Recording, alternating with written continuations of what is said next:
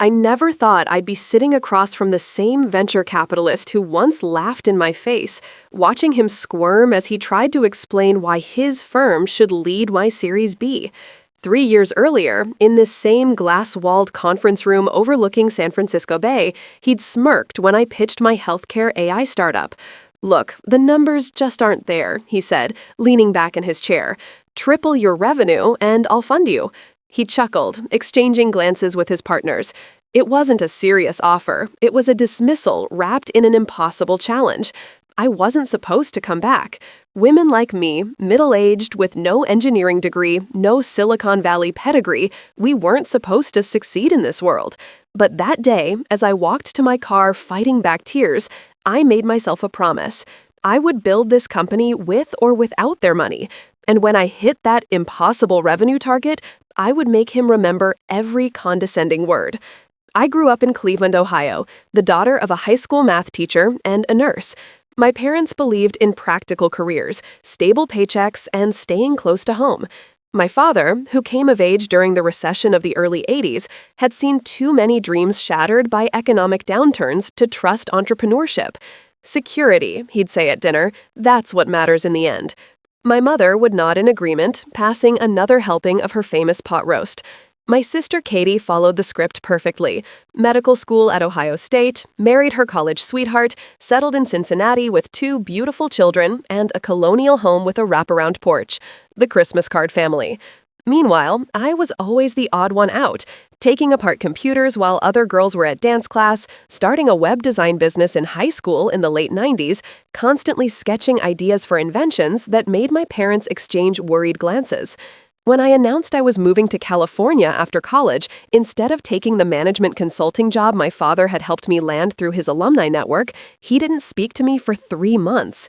This Silicon Valley fantasy, he called it during our last argument before I left. You'll burn through your savings and be back within a year, and that job offer won't be waiting. I remember my first Thanksgiving away from home. I couldn't afford the flight back, so I spent it with other tech transplants in a cramped San Francisco apartment. When I called home, my father put me on speakerphone so everyone could hear about my adventures in La La Land, as he called it. "So, how's the big executive doing? Invented the next Facebook yet?" The family laughed.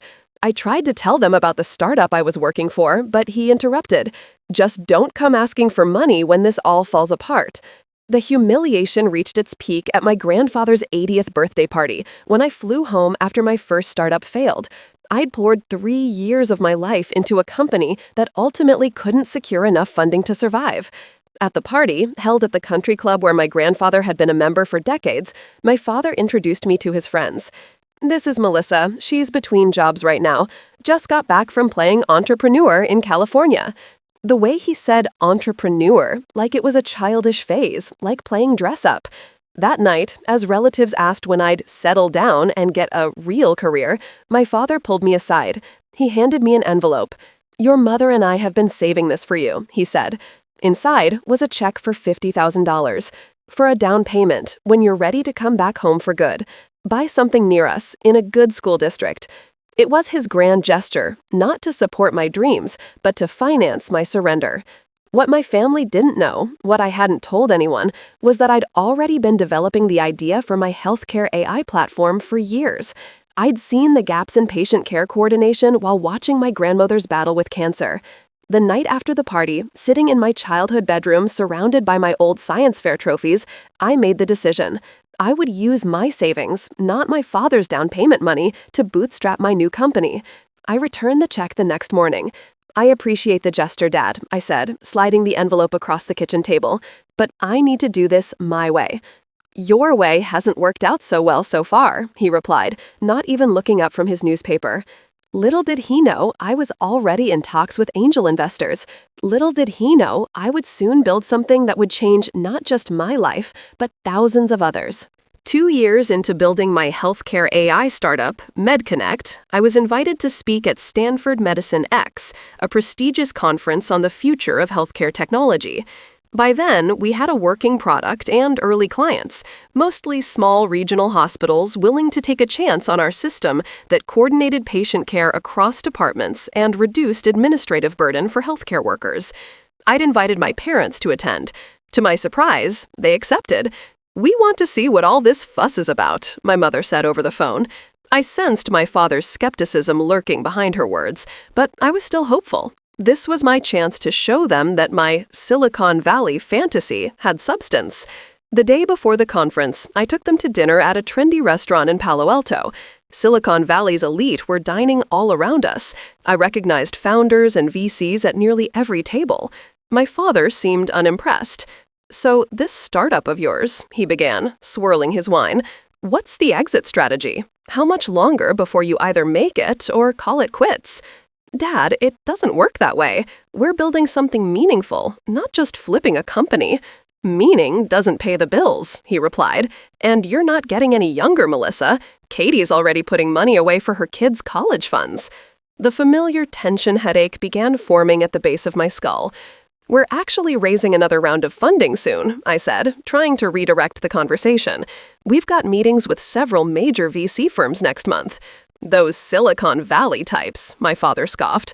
"All smoke and mirrors. They'll string you along, then pull the rug out." I bit my tongue, remembering the dismissive VC who'd told me to triple my revenue. I hadn't mentioned that particular humiliation to my parents. The next morning at the conference, I was scheduled to give a 20-minute presentation, followed by a panel discussion. My parents sat in the front row, my father checking his watch repeatedly before I even began. The room was packed with healthcare professionals, tech investors, and other founders. This was my moment to shine.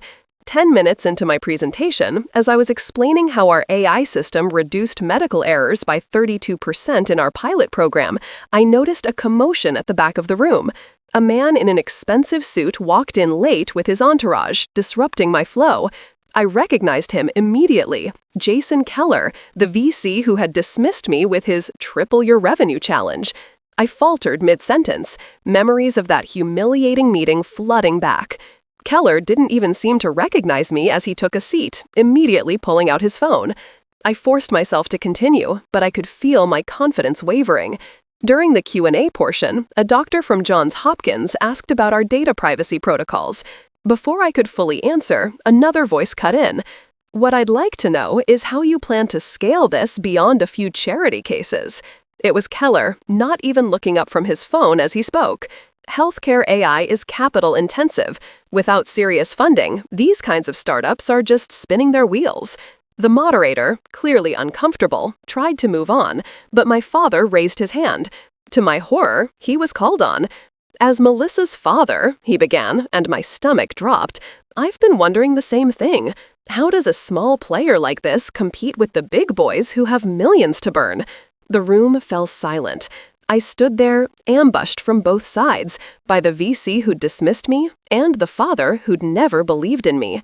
My carefully constructed professional image was crumbling in real time.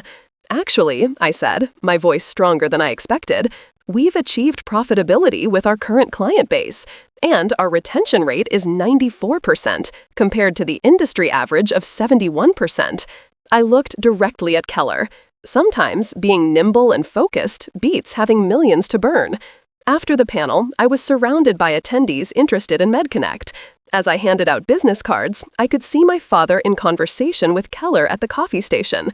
They seemed to be getting along, laughing about something. My mother stood awkwardly beside them, offering polite smiles. Later, at dinner, my father was unusually quiet. Finally, he spoke.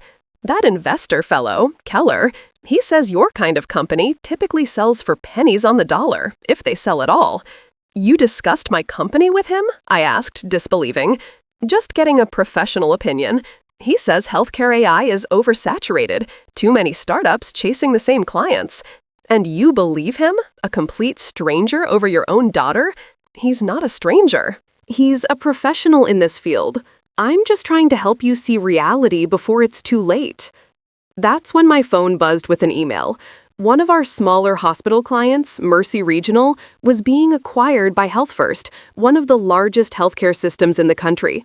The new leadership wanted to discuss expanding our contract to all 50 of their hospitals. I stared at my phone, a strange calm washing over me. This was it, the deal that would more than triple our revenue. The impossible challenge was suddenly within reach. I looked up at my father, who was still lecturing about realistic expectations. I didn't interrupt him. I didn't share my news. Instead, I made a decision that would change everything.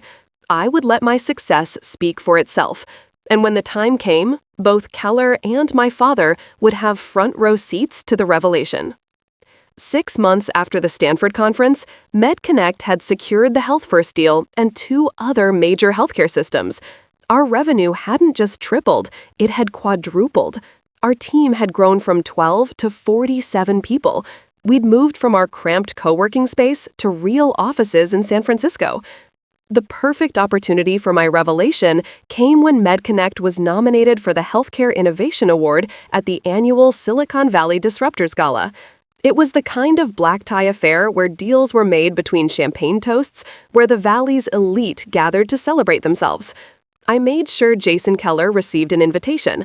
I also flew my parents in, telling them only that my company was up for an award. It's probably one of those participation trophies they give startups to keep them motivated, my father said when I called with the invitation. Still, they came. The night of the gala, I wore a deep blue gown and my grandmother's pearl earrings. I wanted to look like myself, not what Silicon Valley expected a founder to look like. My parents sat at my company's table, my father uncomfortable in his rented tuxedo, making stiff conversation with my CTO. Across the room, I could see Keller holding court at a table of investors, not having noticed me yet. When MedConnect was announced as the winner of the Healthcare Innovation Award, the room erupted in applause. I walked to the stage, heart pounding, clutching my prepared remarks.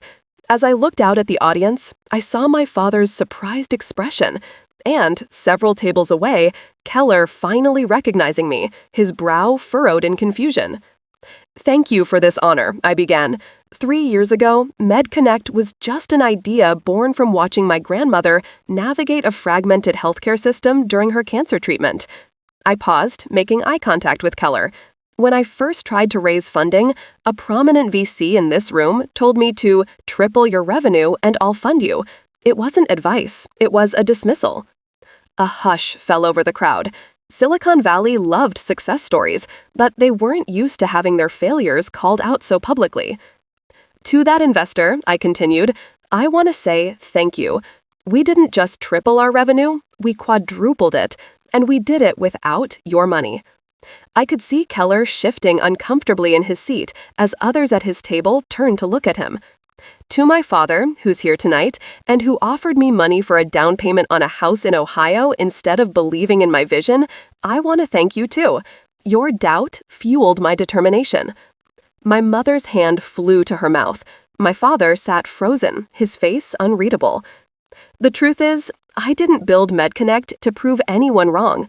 I built it because our healthcare system is broken, and technology can help fix it. We've now implemented our system in over 70 hospitals nationwide, reducing administrative errors by 32% and saving an estimated 840 lives this year alone. I shared our latest metrics and growth projections, watching as investors throughout the room began whispering to each other, taking notes. So while I'm deeply honored by this award, the real victory isn't a trophy or even our revenue numbers. It's the patients receiving better care because we refused to give up when the experts said we should. As I concluded my speech, the applause was thunderous. I stepped down from the stage on shaking legs, adrenaline coursing through me. Before I could return to my table, I was surrounded by investors and other founders offering congratulations. Through the crowd, I caught a glimpse of my father standing up and walking out of the ballroom, my mother hurrying after him. And across the room, Jason Keller was already making his way toward me, business card in hand, practiced smile in place. I excused myself from the crowd and followed my parents out to the hotel's terrace. My father stood at the railing, looking out at the San Francisco skyline. "Dad," I said quietly. He turned, his expression a complex mixture of pride and something else. Shame, perhaps.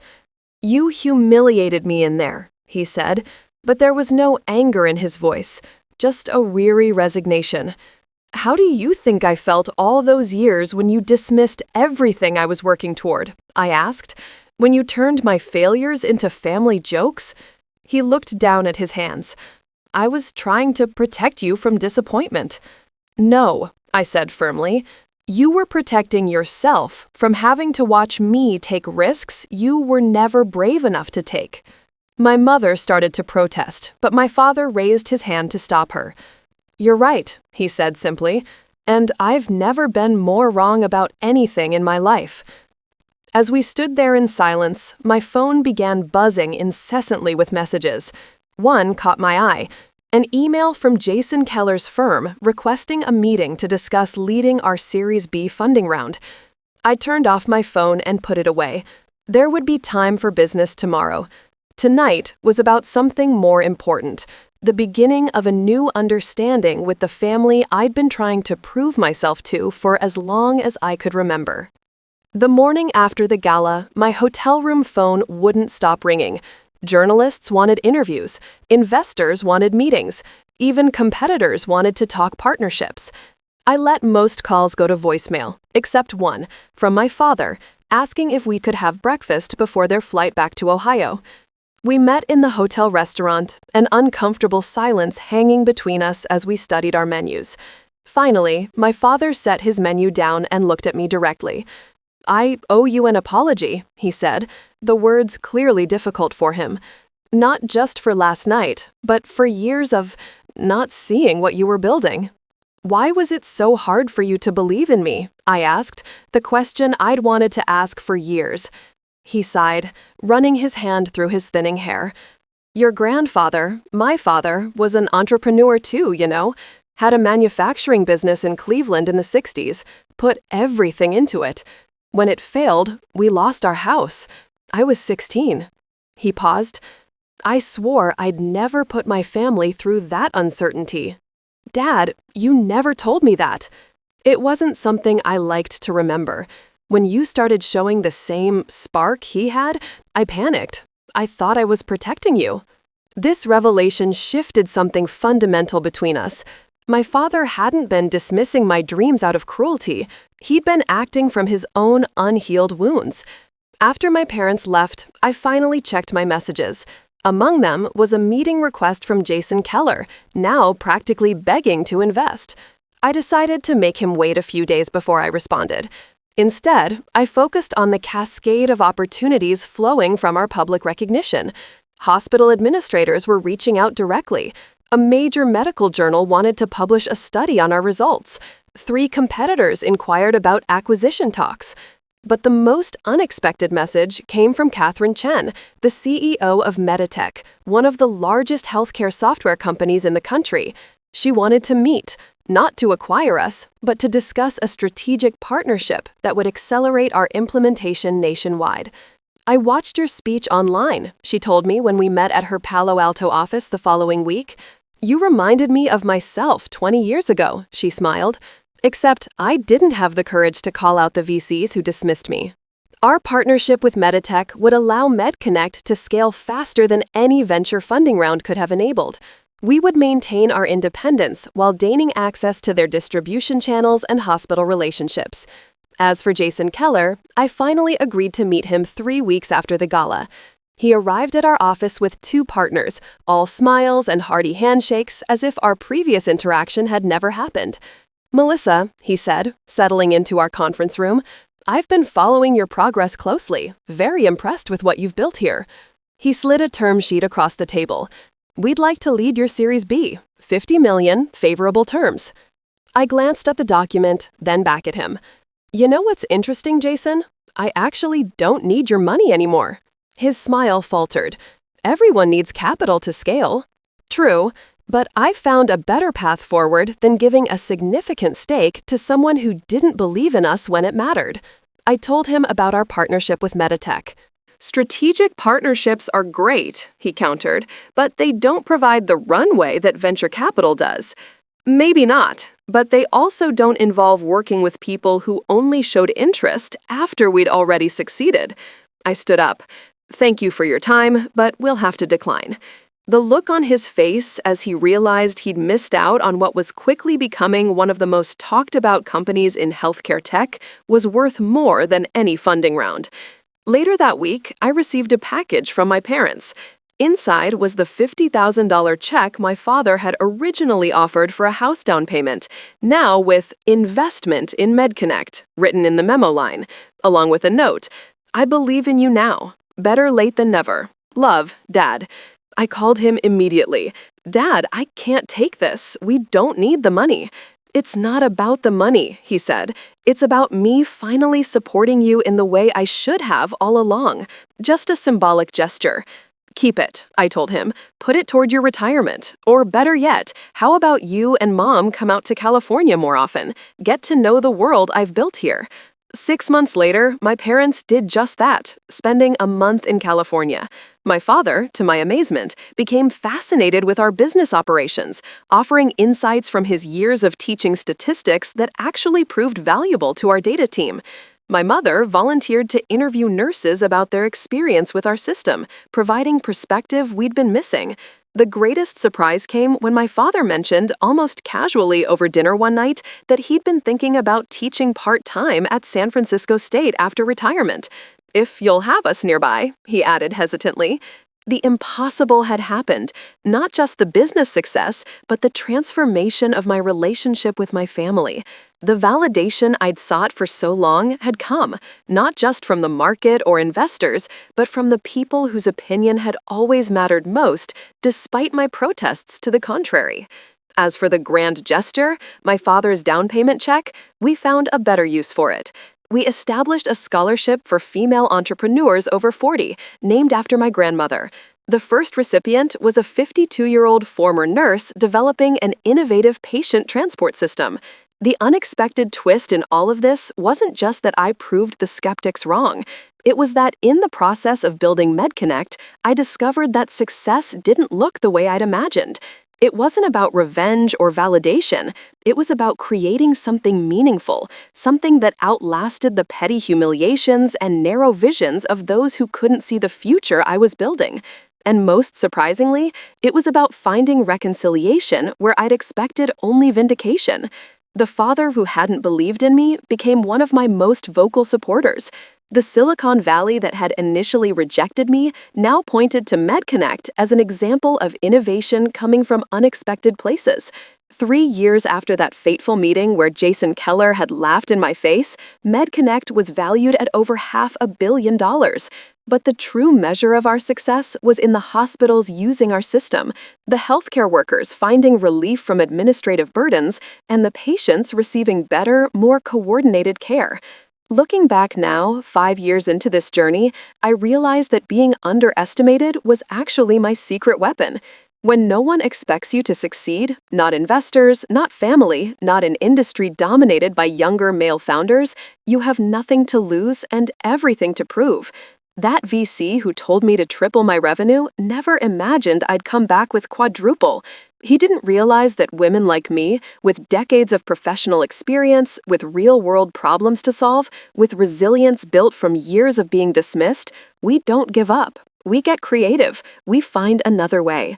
If there's one thing I've learned, it's that success isn't just about proving others wrong, though I won't deny that can be satisfying.